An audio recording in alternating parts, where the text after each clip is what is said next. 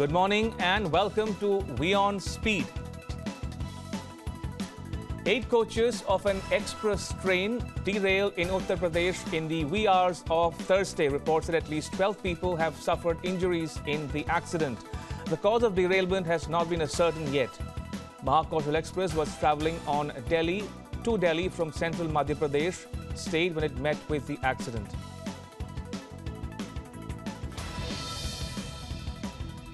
The Lok Sabha on Wednesday passed the 4 GST-related bills, putting the government on course for the launch of country's biggest tax reform since independence. Prime Minister Narendra Modi congratulated countrymen on Twitter. After Parliament's nod, a state GST bill will be presented in state assemblies for their approval.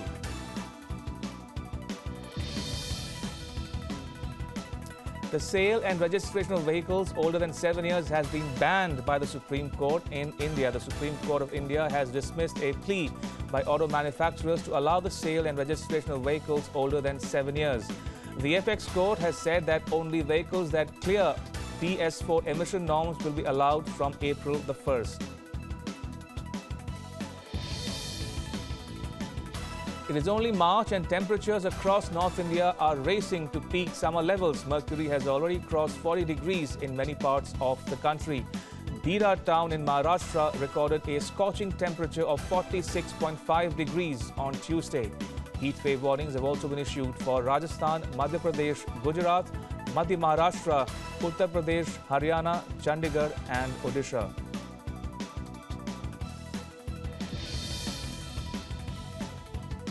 A case of molestation has been filed against TVF CEO Arunab Kumar following the complaint of a former colleague in Mumbai.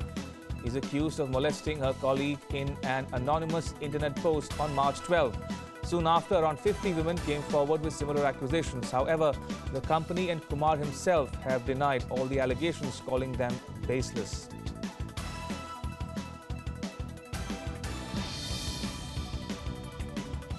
After huge protests for insulting the Indian national flag, the Chinese mobile company Oppo has sacked its employee. Now, Oppo India's action created a storm and thousands of employees of the company's Noida unit protested against Chinese national Su Hahu's act of disrespect towards the Indian flag. After the controversy, Chinese government asked its nationals to operating in India to respect Indian laws and customs.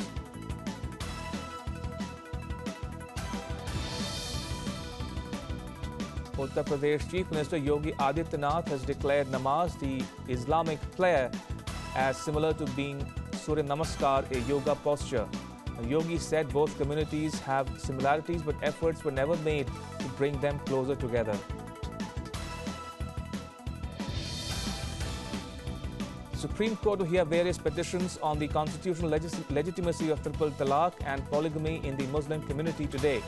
The All India Muslim Personal Law Board had earlier this week told the Supreme Court that pleas challenging these practices were not maintainable as the issues fell outside the realm of judiciary.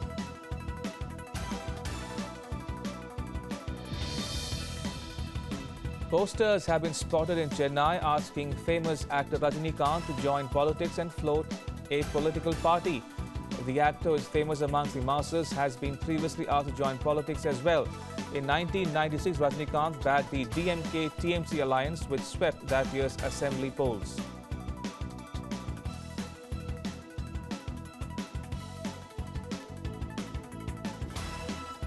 In international news now, a federal judge in Hawaii is extending his order that blocks President Donald Trump's travel ban until the state's lawsuit works its way through the courts.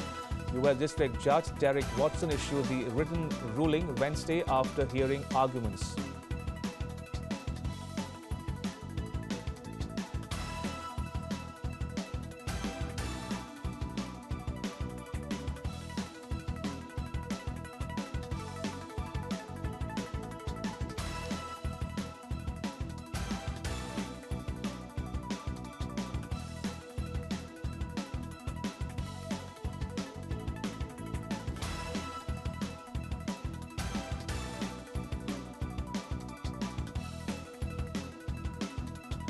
Taliban has claimed control of over 34 districts in Afghanistan. The report, entitled "% of Country Under the Control of the Mujahideen," was released on the Voice of Jihad, the group's official website. According to the report, Taliban also maintains significant presence in 52 districts of the country.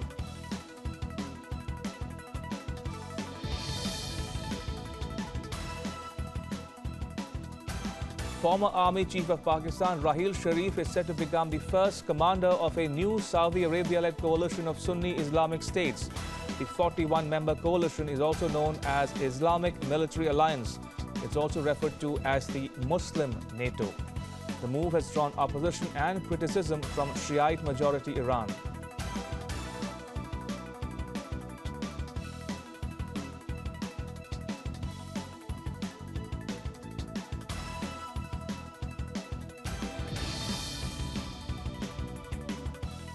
The remains of two United Nations investigators and their Congolese interpreter were found at a village of the Democratic Republic of the Congo.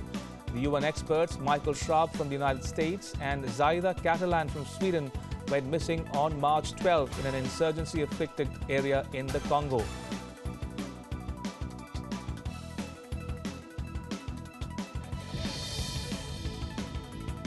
Britain's ambassador to the EU, Tim Barrow, has hand-delivered the notification letter to European Council President Donald Tusk. After receiving the letter, Tusk said it made an unhappy day for London and Brussels. Tusk will now have to respond within 48 hours after negotiating with the other 27 member states.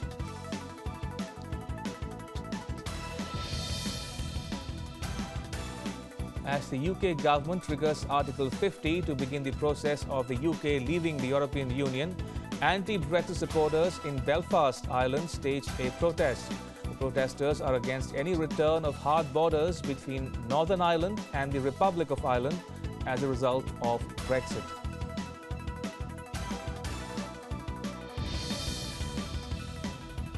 Ivanka Trump said on Wednesday she would work in the White House in an unpaid informal advisory role to the president as she sought to allay ethics concerns about working there.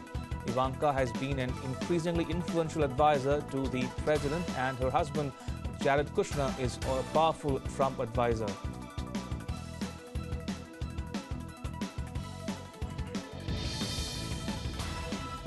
Dozens of houses were badly damaged after a series of powerful storms moved through Rockwall in Texas. So far, 14 tornadoes in all were reported, and all of them ripped through communities in West Texas. More than 130,000 homes were left without power due to the storm.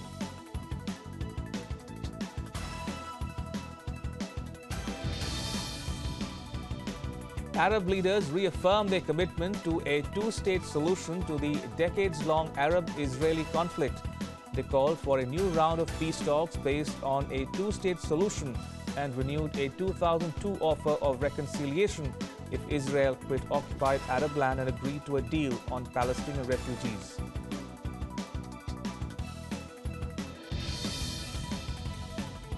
A giant python has swallowed a whole man in Indonesia.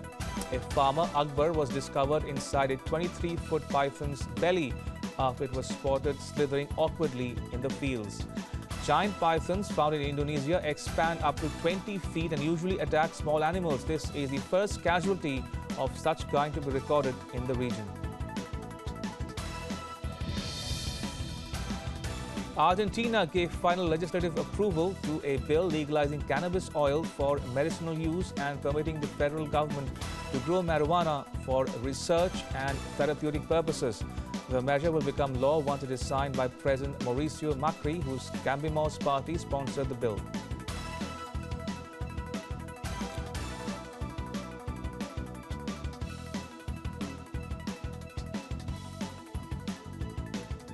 In business news, Westinghouse Electric Company, which helped drive the development of nuclear energy and the electric grid itself, has filed for bankruptcy protection.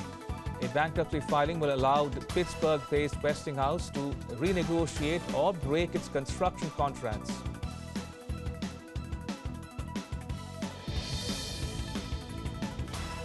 World-class gold mine with 382 tons of reserves has been found in Shilin, East China's Shandong, earlier this year.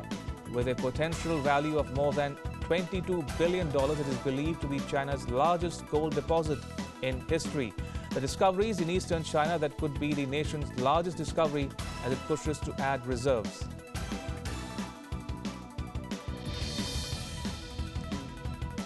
Saudi Aramco could have a market value of more than $1 trillion in an initial public offering after the government slashed the oil producers' tax burden to attract investors.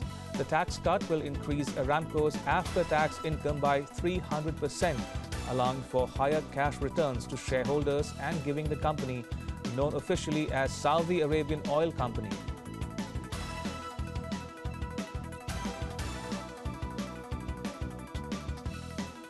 In sports now, Pakistan Cricket Board has suspended Mohammad Irfan for a year for violating the sport's anti-corruption code during the Pakistan Super League.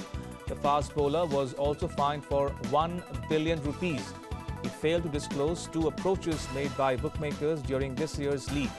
The 34-year-old who played for Islamabad United admitted the charges levelled against him.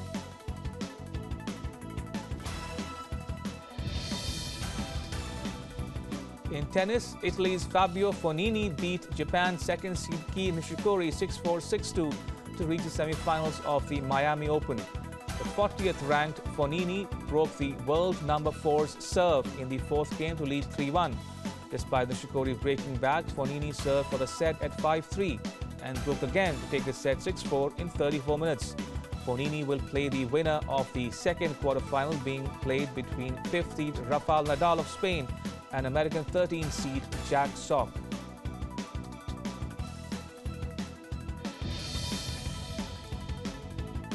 Madeira renamed its airport in honor of Cristiano Ronaldo, but what grabbed the eyeballs was a statue of him. A bronze, odd-looking sculpture of the player with a toothy grin and bulging eyes instantly created a laugh on social media. However, the Real Madrid forward showed no signs of being bothered by the odd look of his newly unveiled bust.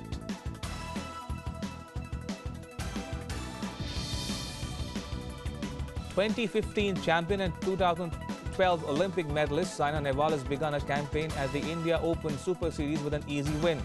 Saina is trying to regain full fitness after a career-threatening injury at the Rio Olympics beat Chinese Taipei's Chai Sin Lee.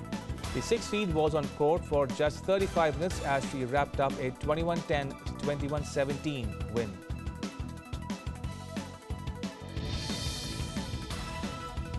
Joining Saina in the pre-quarterfinals was 3rd seed and Rio Olympic silver medalist PV Sindhu.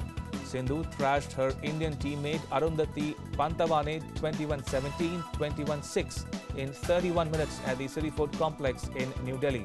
Sindhu is chasing her first ever title at the Indian Open.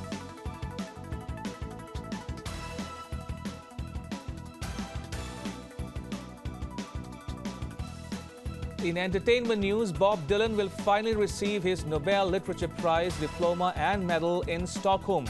Dylan is due to perform in Stockholm this weekend. Till date, he stayed silent on winning the award and the controversy around it.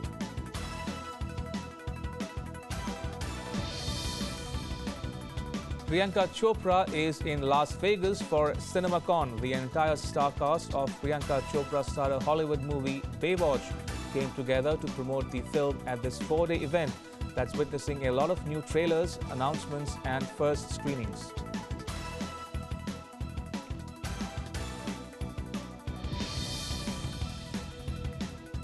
Anushka Sharma starrer Filori collects 19.22 crores at box office within 5 days. North India has contributed 52% of the total Filori collections. Additionally, the film has collected 7.87 crore rupees in its opening weekend in overseas markets.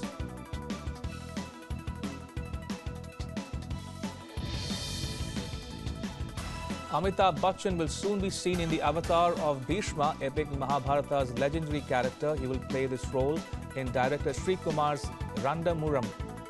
The movie is the adaptation of M.T. Vasudevan Nayar's novel of the same title.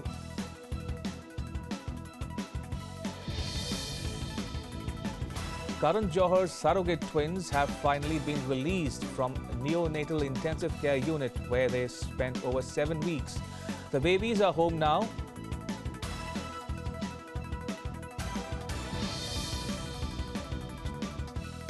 Salman Khan is expected to have a cameo and a dance number in Judwa 2. The movie is a sequel to Salman Khan's early hit Judwa and stars Varun Dhawan, Jacqueline Fernandez and Taapsee Pannu.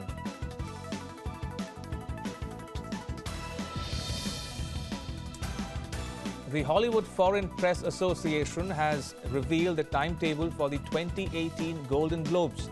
The awards are all set for January 7, 2018, and the nominations will be announced at 5 a.m. on December 11.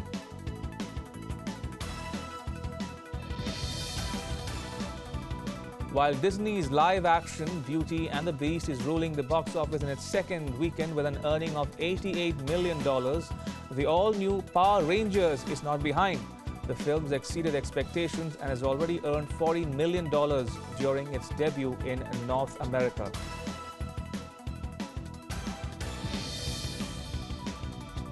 Timberlake is following Taylor Swift's footsteps as he confirms his headline act this year's US Formula One Grand Prix. The singer will appear on stage at Austin's Circuit of the Americas on October 21.